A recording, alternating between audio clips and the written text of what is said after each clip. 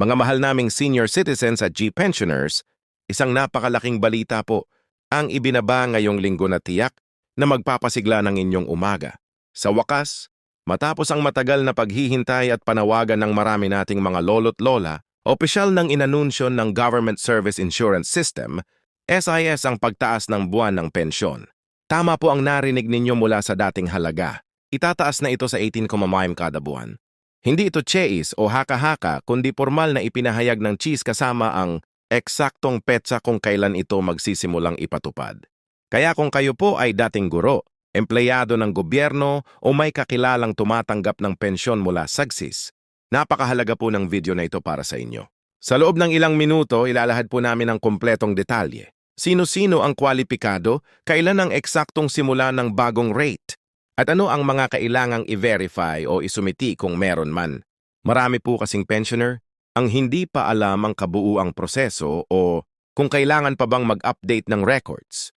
Kaya siguraduhing makinig at tapusin ang video dahil ipapakita rin namin kung paano ninyo masusuri ang inyong pension online, pati na rin ang mga tips para maiwasan ang delay sa pagpasok ng bagong halaga. Isipin niyo po tama kada buwan. Mas malaking tulong ito para sa inyong panggasto sa gamot, pagkain at iba pang pangaraw-araw na pangangailangan. Isang tunay na tagumpay para sa ating mga nagsilbi sa bayan. Kaya huwag na nating sayangin ang pagkakataon na makuha ang buong benepisyo. Manood po kayo hanggang dulo at syempre, habang kayo'y nandito na rin, paki-like na po ang video kung kayo'y natuwa sa balitang ito. Mag-subscribe para lagi kayong updated sa mga ganitong importanteng anunsyo at mag-iwan ng komento kung kayo po ay excited na rin sa bagong pension amount. Sama-sama nating abangan ang simula ng mas magandang bukas para sa lahat ng GS pensioners. Napakaganda talagang balita ito para sa ating mga pensioners. Kaya't sa puntong ito ay sisimulan na natin ang mas detalyado, mas malalim at mas kapakipakinabang na talakayan tungkol sa bagong anunsyo ng CHIS patungkol sa iyaso na buwan ng pensyon. Huwag po kayong bibitaw dahil sa bawat minuto ng video na ito, tiyak may bago kayong malalaman na makatutulong hindi lamang sa inyo, kundi maging sa inyong mga kapwa, retirado at senior citizens sa buong bansa. Unang-una, saan nga ba nanggaling ang balitang ito? Nitong nakaraang linggo, isang press release ang inilabas mismo ng CHIS na naglalaman ng opisyal na pahayag mula sa kanilang pamunuan. Sa nasabing pahayag, kinumpirma na isa sa mga pangunahing layunin ng kanilang bagong programang tinawag na Enhanced Pension Adjustment Initiative ay ang pag-angat ng standard of living ng mga retiradong manggagawa ng pamahalaan. Ayon sa GIS, masyado nang nahuhuli ang halaga ng pensyon kumpara sa tumataas na presyo ng mga bilihin. Kaya't napagdesisyunan ng board na taasan ito at gawing 5 ang bagong base rate para sa karamihan ng mga regular pensioners. Ngayon, marahil marami sa inyo ang nagtatanong kailan ito magsisimula?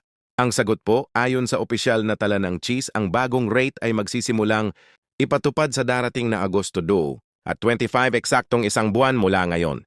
Kaya kung kayo ay kasalukuyang tumatanggap ng pensyon sa halagang mas mababa sa 1805, asahan nyo na sa susunod na cycle ng payaw, makikita na ninyo ang pagbabago sa inyong bank account.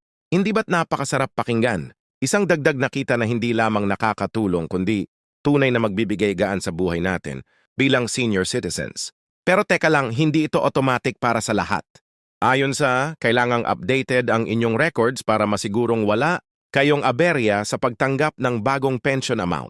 Maraming senior citizens ang hindi pa na ipapa-update ang kanilang contact information, address at iba pang detalye kaya may ilang beses na naantala ang pagpasok ng pensyon.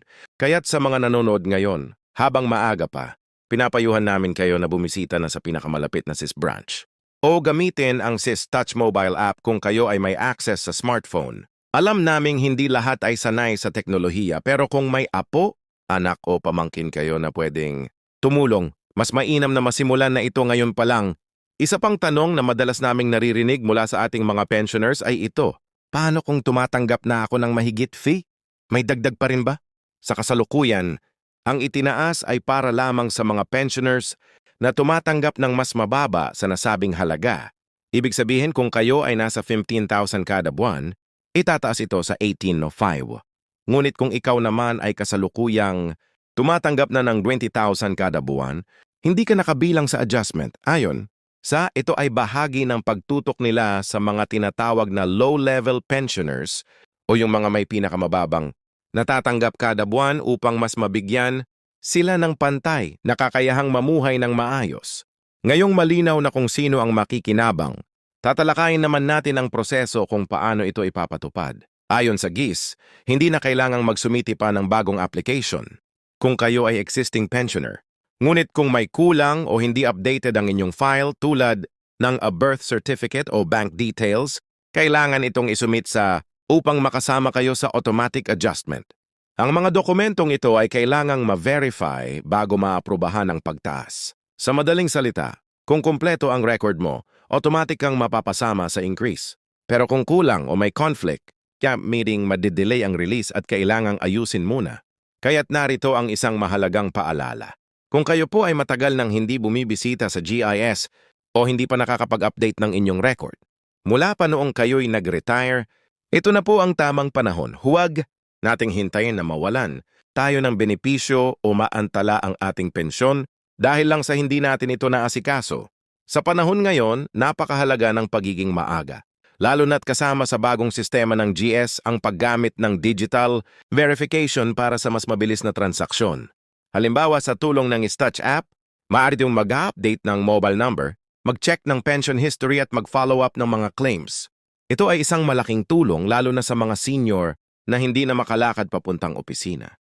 Bukod pa ran, napag-alaman din natin na ang bagong adjustment ay bahagi ng mas malawak na plano ng GIS para sa susunod na 3 taon. Ang tinatawag nilang Retirement Welfare Roadmap 2 at 25 tandang bawas dua at 28 ay naglalaman ng mga hakbang para mapabuti hindi lamang ang pensyon kundi maging ang kabuang serbisyo para sa mga retirado. Kasama dito ang mas mabilis na loan processing, online verification ng mga benepisyo at digital card system na balak nilang ilunsad sa susunod na taon.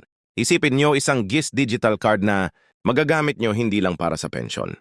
Withdrawal kundi para na rin sa discount sa mga partner, establishments gaya ng botika, grocery at hospital. Hindi ba't nakakatuwang isipin na sa kabila ng ating edad, binibigyan pa rin tayo ng gobyerno ng pagkakataong umangat, umayos ang pamumuhay at hindi maiwan sa mga makabagong serbisyo.